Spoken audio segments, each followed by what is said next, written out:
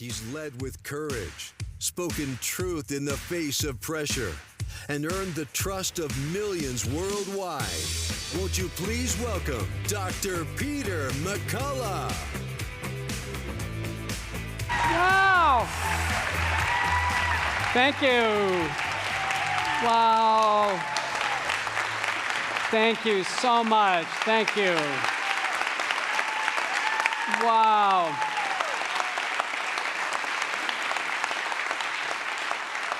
I'm so honored to be here. I'm so honored to be here.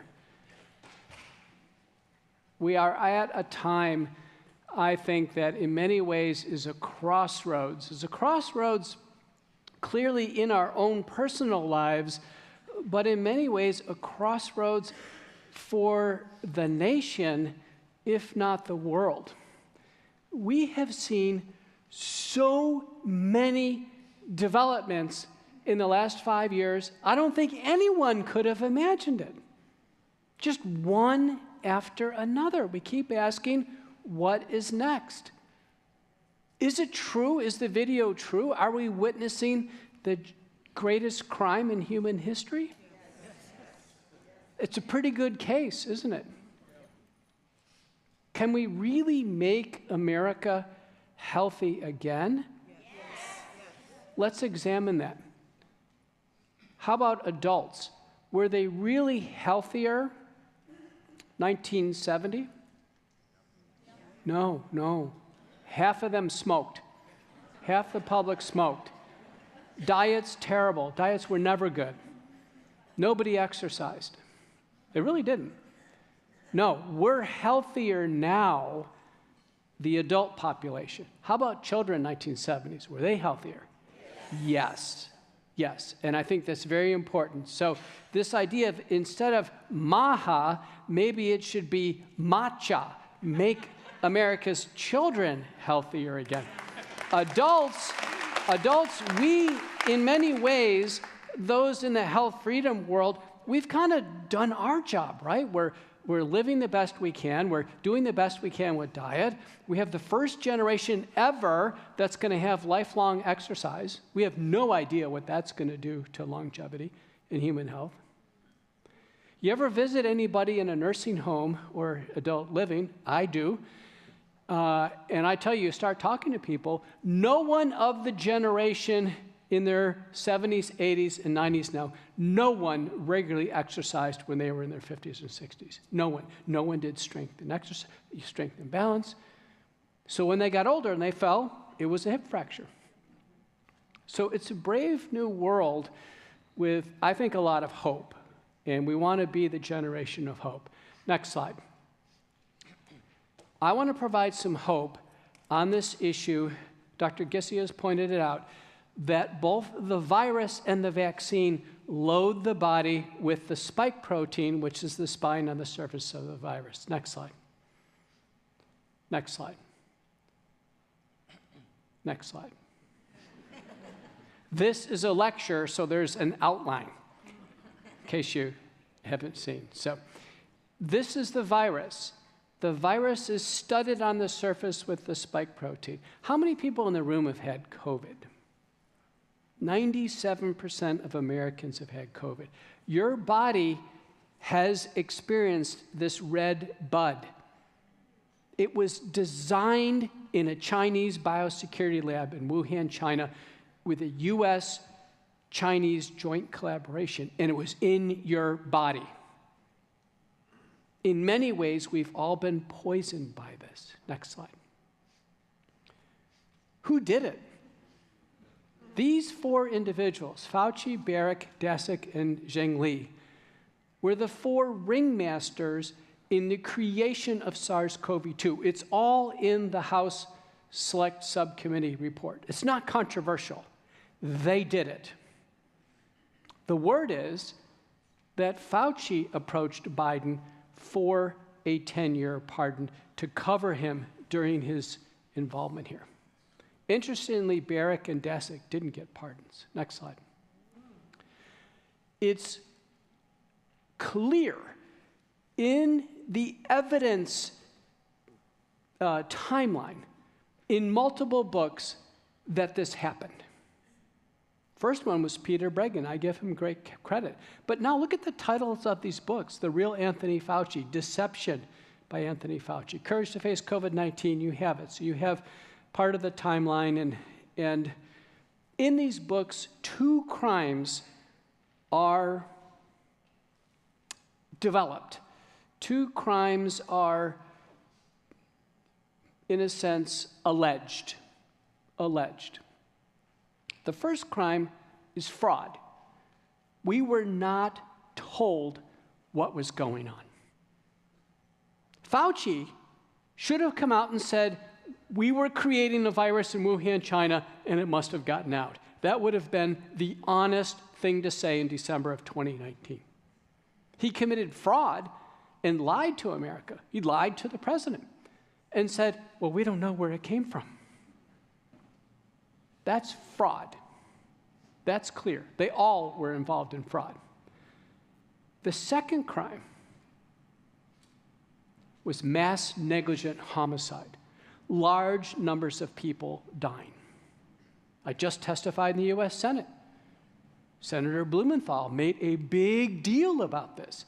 People died due to COVID. They did. Now, he's exaggerating it. The number was smaller, but it's still real. How many people know someone or know of someone in your circles who died of COVID, who really died of COVID? Yes, it's real. People died of COVID. But why is that a crime? It's a crime because early treatment was intentionally suppressed. Everything was suppressed. Everything. From zinc and hydroxychloroquine and ivermectin and vitamin D and nasal sprays and gargles and monoclonal antibodies and colchicine and steroids. Even Paxlovid was suppressed. It didn't matter if it was a cheap generic or an expensive Operation Warp Speed drug. There was intentional suppression of early treatment, all treatment. There were never public service announcements on how to get treatment for COVID. Your doctor never told you this. The hospital never had seminars on it. It was universal, worldwide. Suppress all treatment for one reason: to prepare the world to accept mass vaccination. That's the only conclusion. But mass negligent homicide was not just due to the infection. It occurred after the vaccine. How many people know someone who was injured, disabled, or sadly died after the vaccine? Let's see a show of hands. It's about 85% in most groups. This group is about 75%. Dying with the vaccine. Fraud and mass negligent homicide to this day has not been pursued by any special prosecutor assigned. People can write books, they can make statements, but there's no pursuit, no justice. Next slide. Even vitamin D was villainized. Eric Naputi, who's a chiropractor, but he's also an entrepreneur, purveyor of vitamins, was hotly pursued by the Federal Trade Commission to the tune of nearly $500 million. He doesn't have $500 million. And it was over vitamin D because every single study showed that vitamin D was beneficial. There was randomized trials, I think 7, showing it was preventive. If people actually took vitamin D, it would prevent COVID. There was trials of vitamin D showing reductions in the severity of COVID. Even inpatient vitamin D did something. People weren't given vitamin D in the hospital. Next slide. Nasal sprays and gargles. Every study showed the virus was replicating in the nose. Everybody knows this because the swabs were used in the nose. Well, if the virus is in the nose, why don't we use a spray or gargle to disrupt viral replication and reduce this amplification that the virus was doing in order to allow mucosal immunity to take over? Every study was positive. It didn't matter what was used. Even saline worked. Even saline. Even an in-hospital randomized placebo-controlled trial worked in the hospital. And hospitals didn't offer it to patients. Patients could have done it themselves, reducing the viral burden in the nasopharynx. Next slide. This is the best trial. This is the Baumforth trial. This is a prospective, double-blind, randomized, controlled trial using a xylitol-based spray. This would be like a clear XLER spray versus a control. 71%, next slide, 71% reduction in COVID-19 illness. Better than a vaccine. A simple nasal spray. Next slide. I'm the only public figure in the world to question the COVID-19 vaccines before they came out. That's in August of 2020. In public, big time. Myself and Scott Atlas were the two doctors asked by The Hill, which is widely read by the House, the Senate, and the White House, to write op-eds every month in The Hill on the pandemic. Scott was focusing on masks and lockdowns. He ultimately was asked to be in the White House. I was focusing on spread of the illness. But this one was the showstopper. Even Robert F. Kennedy didn't question these vaccines before they came out. The entire world was in a trance. I wasn't. Now, I didn't think they were going to cause the damage that they've caused, but in the op-ed, I clearly said I didn't think they were going to work. We should never gamble with a vaccine to handle a pandemic. Never. Never. We never vaccinate into a widely prevalent pandemic. Why? It's the same reason why we wouldn't give the same antibiotic to everybody in the hospital. The virus is going to outsmart the vaccine and quickly become resistant to the vaccine. And it happened fast. You know, there were positivity rates in our labor and delivery department when I was in Dallas at a major medical center of like 15%. 15% of people were just carrying this around. You don't give a vaccine to a population where the virus is going to say, oh, okay, that's easy. I'll just mutate. You know, there's always a population of virions.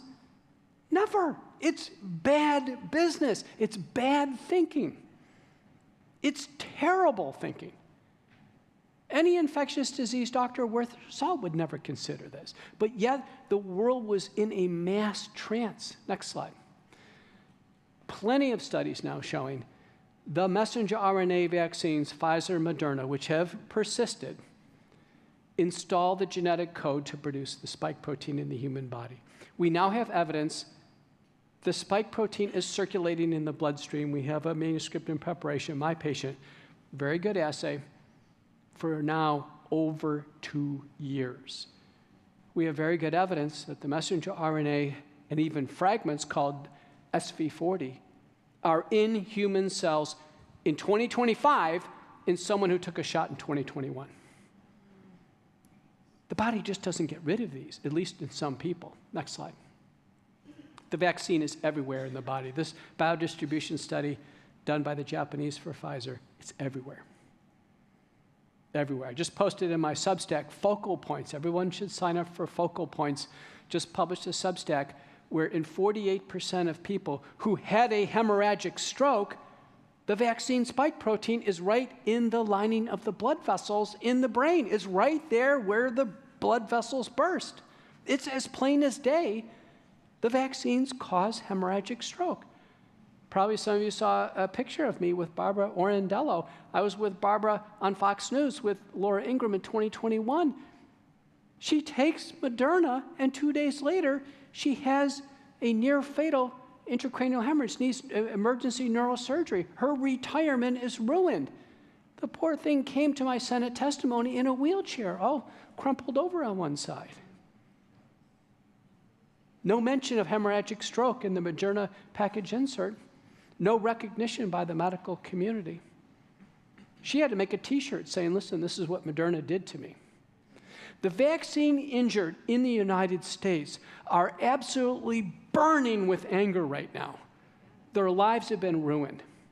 You can't support them enough. It's very, very important. Next slide. Brogna and colleagues, using mass spec, in half of people who took Pfizer Moderna, found the spike protein in the bloodstream.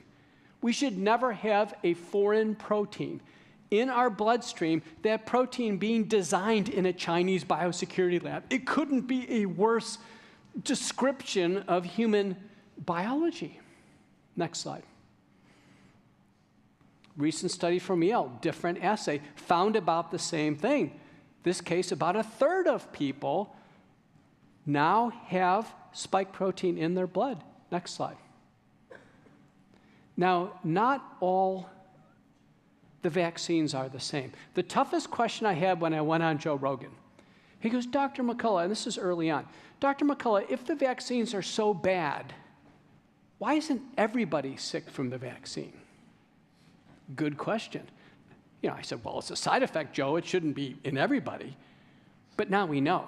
And the answer comes from Dr. Verbeke Manichi in Copenhagen, Denmark, somebody who I've gotten to know. She was essentially a Dr. Fauci equivalent in Denmark, but she told the truth. The batches are not the same from vial to vial. From vial to vial. Do you know the Pfizer vaccines have been analyzed? There's a website you can go to called How Bad Is My Batch? How Bad Is My Batch? I've gone there. I've checked it out. There's about 4,500 batches. Only 25% of the batches has there been something serious like a death. 75% of the batches, there's almost nothing that happens. And that's what Manichi found. Thank goodness a lot of people are unharmed from these things. If you have a loved one who's taken a vaccine, anybody have a loved one who's taken a vaccine who's perfectly fine? Yeah, I do. Thank goodness. They probably got a dud. But some people, they've had probably hyperconcentrated messenger RNA, contamination, something else is explaining why they got a bad batch. Next slide. 4 major areas of vaccine damage to the body, for sure, in the medical literature. 4,000 papers: cardiovascular damage, neurologic, hematologic, blood clots, and immunologic, autoimmune problems. For sure. This is not conjecture. Now, last month I was in the U.S. Senate. The topic was myocarditis or heart damage. That's a good one. I'm a cardiologist. I am very qualified to testify in this. I was the lead witness. Pfizer and Moderna agree their vaccines cause myocarditis. It's in the package insert. They warn it can cause heart damage. Now, as a cardiologist, I wouldn't let a patient take any drug or vaccine that causes heart damage. It's not worth it. Particularly young people, it's really not worth it to suffer heart damage. It's in their package insert. There were warnings that came out by the FDA in May of 2021 and the CDC. Young men, ages 18 to 24. The warnings come out in May, and the National Football League in September mandates it. How can they? The athletes need cardiac performance. Again, the warnings are in May, the military mandates in September. Our military, our fighting soldiers, they need their cardiac function.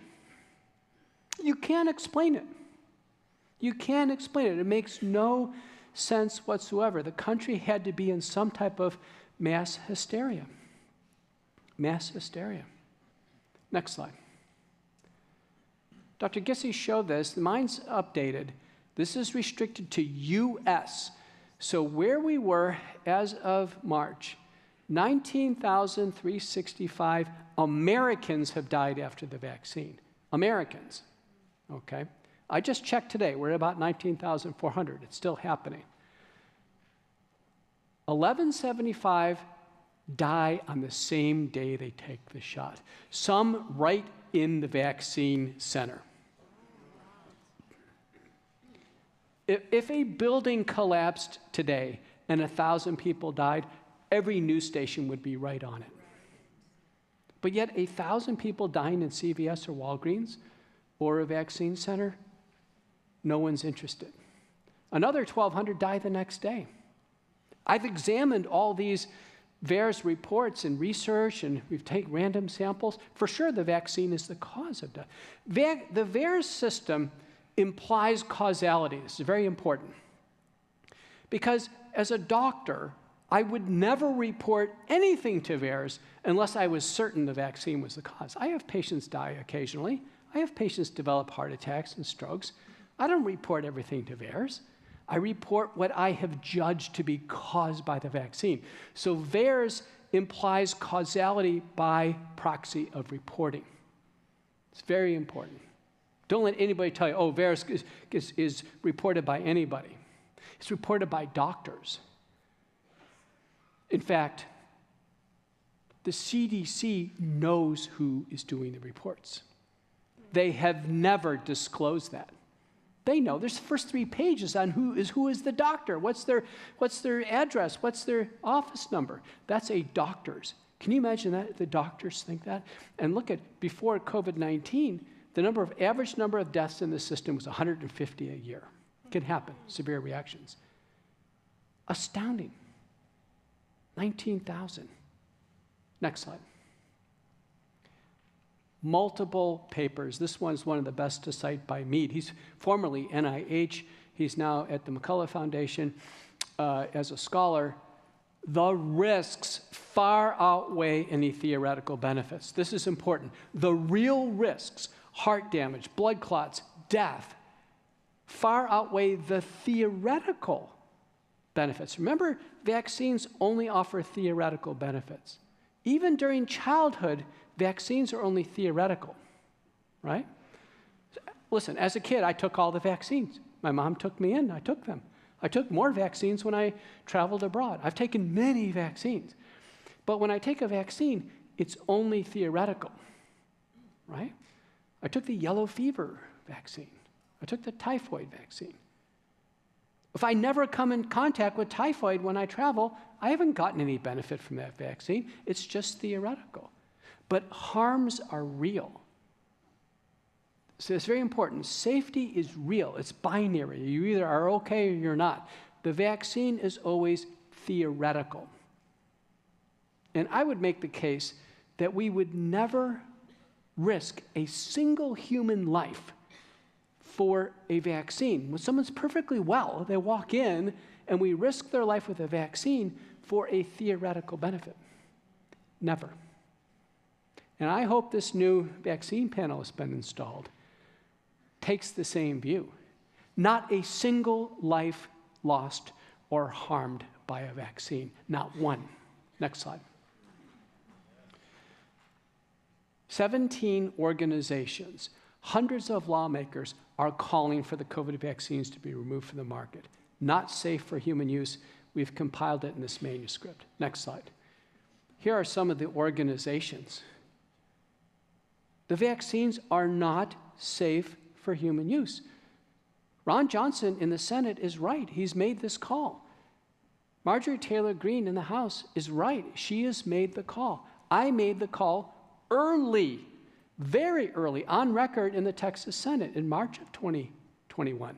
Not safe. When we say something's not safe, that means it's gone. We're not going to pontificate about it. It's not going to be a political argument. It's not going to be gone. Next slide. What can we do about it? Base spike detoxification. If we have spike protein in our body or our body's been exposed to it, it's a reasonable conclusion that if we can get rid of this, we could restore health for people who have symptoms. Next slide. Long COVID is an effect of spike protein in the body for a prolonged period of time. It's not anything else. A vaccine injury syndrome is very similar to long COVID. Next slide. Dijkstra and colleagues from Germany demonstrated that the majority of long COVID is really due to the vaccine, because people took the vaccine, they got loaded with spike protein, they get the infection, now they have both. But it's a vaccine problem in the majority. Next slide. In my practice, I've taken this very seriously because the heart damage can lead to heart failure or cardiac arrest. So I have a program where I carefully do a vaccine history. I carefully do a COVID history. I document how many exposures. I did it yesterday in the office. And then I make some decisions on what needs to be done in terms of just watchful waiting. Do we do blood testing for antibodies? Do we move forward with detoxification of medication? So there is a program on how to help the population. Sadly, there's no grand rounds at any medical school on this. There's no teaching to any students in medicine or nursing or elsewise. All the knowledge is in among the medical freedom doctors who have largely been ostracized. I've given grand rounds in virtually every major medical center in the United States, including UCSD, just an hour away. I was the visiting professor of medicine and named endowed lecturer at Harvard in 2019. That's pretty recent. The phone isn't ringing from Harvard about my papers on vaccine myocarditis. Next slide. Myocarditis is serious. Here's another paper I've published with Dr. Rose. The mortality rate in the cases that get reported to VAERS is 2.9%. The average kid is 24. Children or young adults should not face that. The Japanese published a similar paper. They concluded the mortality rate was 9%. No 20-year-old should face a medical illness with a 9% mortality rate. It's unconscionable what's happening. Next slide. I did my medicine training in Seattle. I'm very familiar with the paramedic system, one of the best in the world. Cardiac arrest rates skyrocketing in Seattle, skyrocketing with rollout of the vaccine. Population was contracting a bit through COVID, 98% vaccinated. It's as clear as day. And not only cardiac arrest skyrocketing, but the resuscitability of the cases decreasing. The paramedics came out and they can't save them. Next slide. We've published risk stratification based on COVID exposure, measurement of antibodies against the SARS-CoV-2, and what we should do about it. Next slide. If you're going to request a test from your doctor, request this one. This is the LabCorp Roche Alexis assay, antibodies against the spike protein. There's a test code and a CPT code. Normal is less than 0.8. If you're less than 0.8, you have not been exposed to the spike protein. If you're under 1,000, you're probably in good shape. The spike protein is out. You just have residual antibodies. Greater than 1,000, every study shows, and my clinical experience also corroborates this, that there is a bona fide risk of spike protein disease or damage in the human body. Okay, very important. Antibodies against the spike protein. I recently went to LabCorp myself to get a level. I had checked a level before. I checked it again. And the gal was drawing my blood. And I said, you know, are you familiar with this? And she rolled her eyes. Oh, yeah, I am. Like she's drawing it every day. Believe me, people know about antibodies against the spike protein. How many people have had checked their antibodies yourself? Yeah, about probably 15 or 20%. Add that to the list. Next slide. Spike detoxification. How do we get the spike protein out of the body? We don't have large prospective randomized trials. I'll just say that right now. The Biden administration invested $1 billion in long COVID. Not a single project even mentioned spike protein or measured it.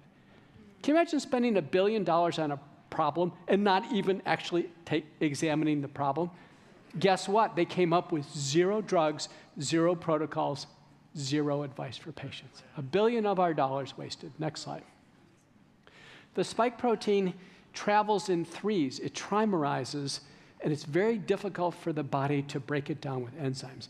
Any other protein, if you've got staphylococcal protein in your body, you've got lipopolysaccharide from E. coli, you got another protein in your body, it would be difficult to break down. It would be, you know, your body would break it down. There are some proteins that are hard to break down from the body. I'll give you an example. Borrelia burgdorferi from Lyme disease. Once the Lyme disease proteins get in the body, very hard to break down and get out. I'll give you another example of a bug that gets in the body, very hard to break down, syphilis. It can stay in the body for decades. So the spike protein is along the lines of Lyme disease or syphilis. It stays in the body for a long time. Next slide. Japanese have been eating natto. Natto kinase, derived from the fermentation of soy, is now manufactured from the fermentation of chickpeas. Next slide. But what was demonstrated by Dr. Tanakawa is for sure it breaks down the spike protein, for sure, in intact cell and cell-like models. Thank goodness. Now, when we take a nattokinase supplement or eat natto, does it really get in the bloodstream? Next slide. Credit Dr. Temecula. It gets in the bloodstream. There's predictable pharmacokinetics. Yay!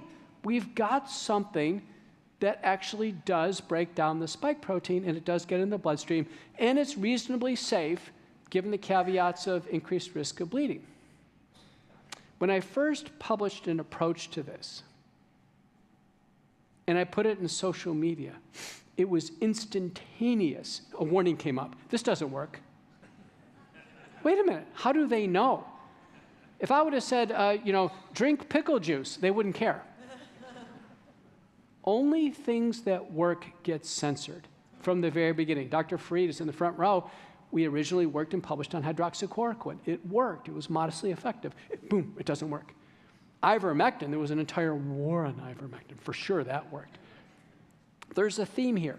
Anytime something is censored, go right to it because it works. Next slide. Bromelain, derived from pineapples. Next slide. A big cup of pineapple like this contains about 40 milligrams of bromelain. It's a family of enzymes. It's proteolytic enzymes. That's good, but we need about 500 to make it into the human body in a decent dose. About 40% of it gets absorbed. Next slide. And so in the published studies, for sure, bromelain gets into the bloodstream, about 40% absorbed, and it does break down proteins. It actually prolongs the prothrombin time slightly, so it's an anticoagulant. Next slide. And the preclinical data show, again, it helps degrade the spike protein differently than nattokinase. So one of the principles that I've worked on in publishing on how to treat COVID and how to manage long COVID and vaccine injury syndromes is not rely on a single bullet. It's a mistake. When we're dealing with a pandemic and tough new illnesses, use multiple things in combination. Signals of benefit, acceptable safety, go into combinations, boom, and go with it, and study it the best we can. That's what we're doing. Next slide. Bromelain, by the way, is a drug. It's an FDA-approved drug as a topical. It's used in wound infections. It actually breaks down proteins. So for sure, bromelain's a drug. It's an FDA-approved drug. We just use it as a supplement approved by the Federal Trade Commission in medicinal quantities. So we don't need a prescription. Don't need a prescription for nattokinase. Don't need a prescription for bromelain. So now we're talking. Next slide. Curcumin.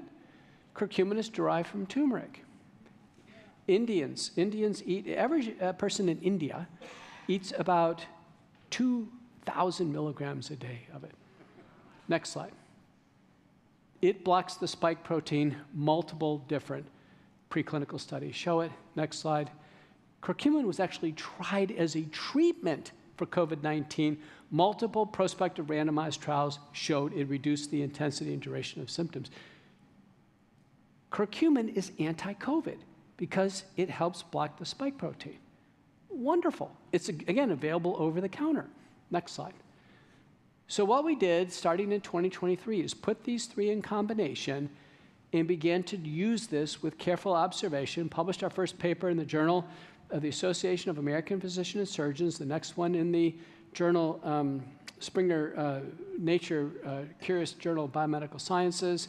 I'll tell you, additionally, I tend to use hydroxychloroquine when there's autoimmune syndromes. I tend to use colchicine very broadly. Colchicine is a prescription anti-inflammatory, which is mandatory in myopericarditis and now widely FDA endorsed for prevention of heart disease. So there should be a lot of colchicine prescribed. It's a natural product developed from the petals of a purple flower. In fact, the pill is purple.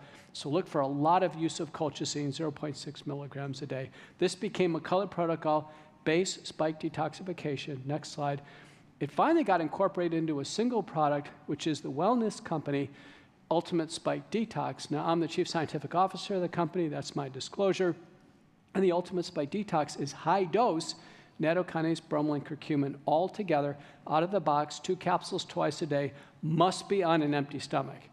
The majority of people who have long COVID or vaccine injured should be on this program.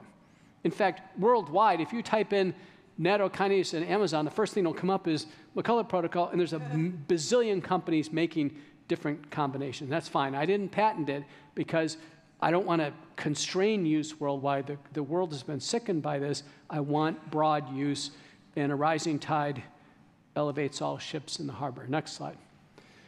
Wellness Company has other products, including spike support, which is just nattokinase, and a few minor ingredients, ultimate spike detox, even kids.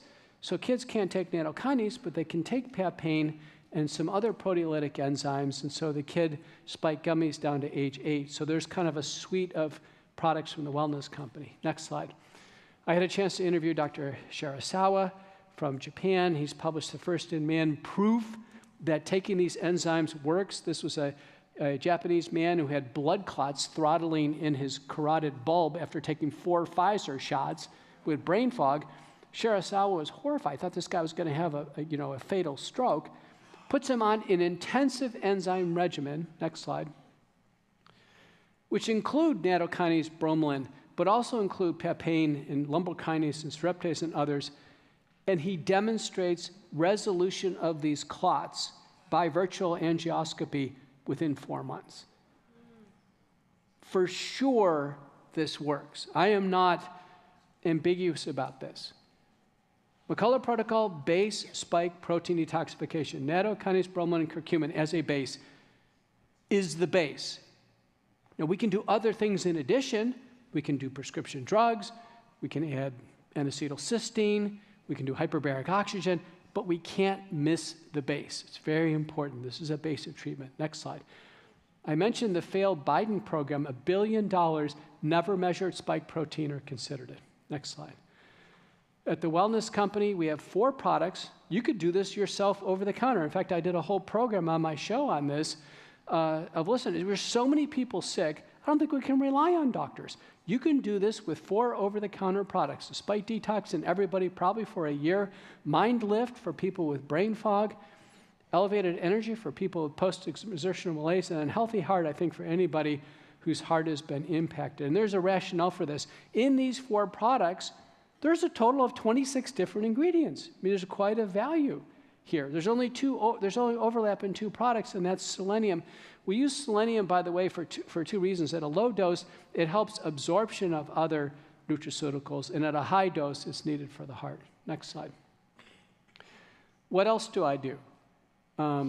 For intensified detox, I have 1 manuscript in preparation. In fact, it's in review right now. Augmented N-acetylcysteine appears to have some spike degradative capabilities. It may boost the body's oxidative stress system. I don't think it can carry the day, but it looks assistive. For a loss of mental clarity, there's 1 paper from Switzerland, and again, I've treated thousands of patients. I have direct clinical experience. I think a nicotine patch does work at 7 milligrams a day. Suspected or recurrent SARS-CoV-2, persistent fevers, night sweats, pulmonary infiltrates, a skin rash, craniofacial syndromes, ivermectin. Not ivermectin in everybody, but ivermectin in those patients, but at a good dose. Someone my size would take 36 milligrams a day for 90 days.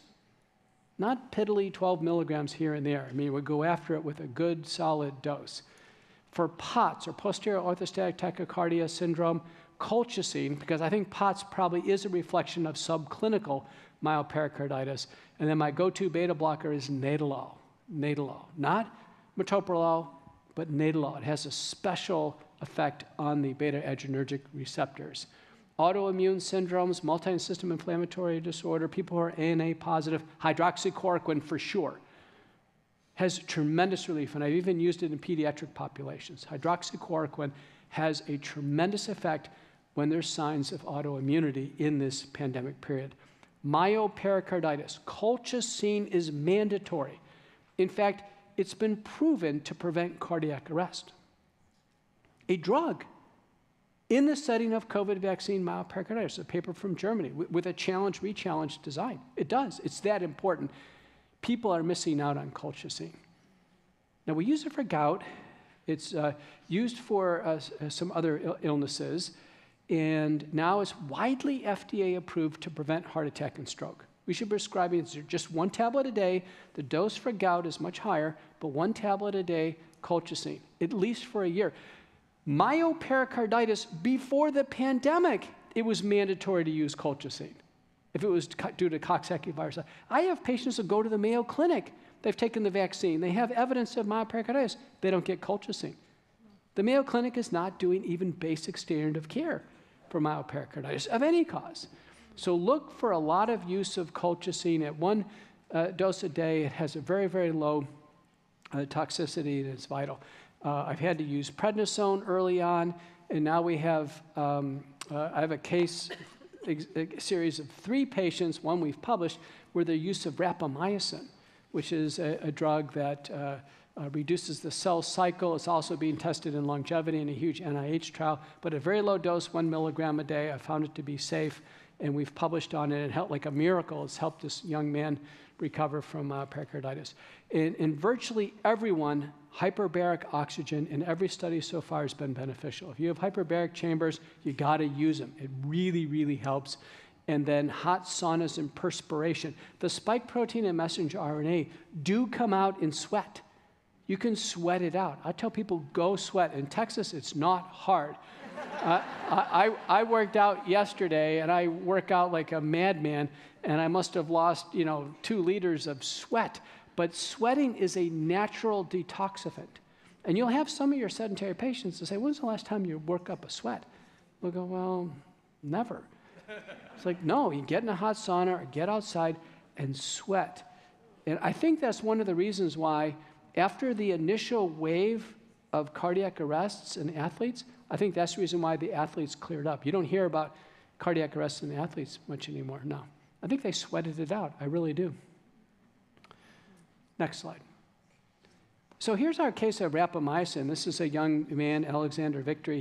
He's a student at Iowa State University, had refractory MRI-proven vaccine myopericarditis. Could not make it go away. Steroids, multiple hospitalizations, 3 episodes of heart failure, on heart failure drugs. Extremely worried about cardiac arrest. Has autism. He's absolutely perseverating on his risk of cardiac death.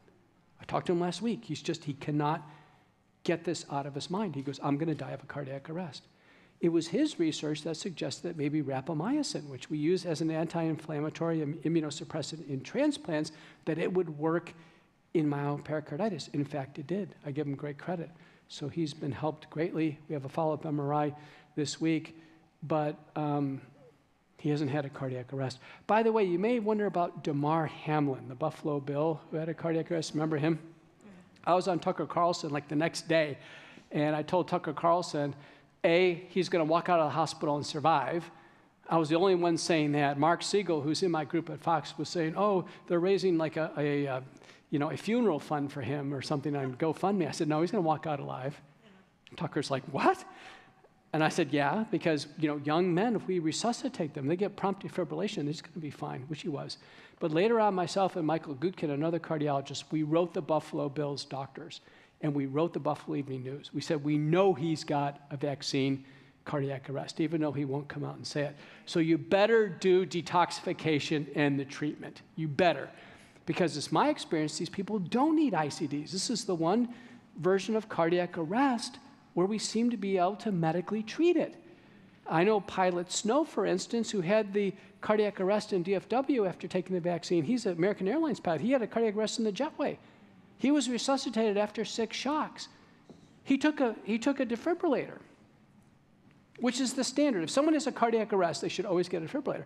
I asked him a question about a year and a half later, very important question. I said, has your defibrillator ever gone off?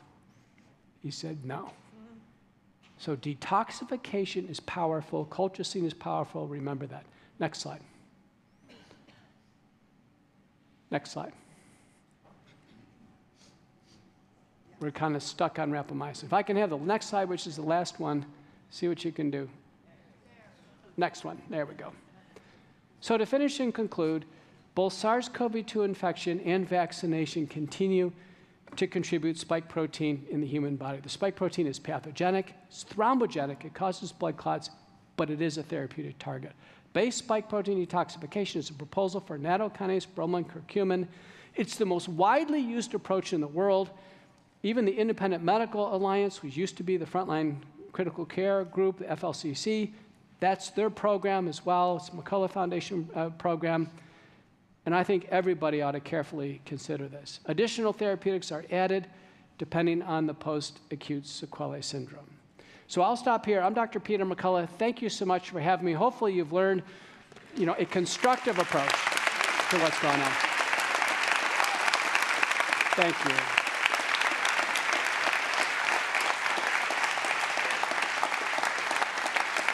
Thank you. And enjoy the book. The book you can read in about 2.5 hours. It's not a boring medical book. It's written by one of the best authors in the world right now. Again, thank you.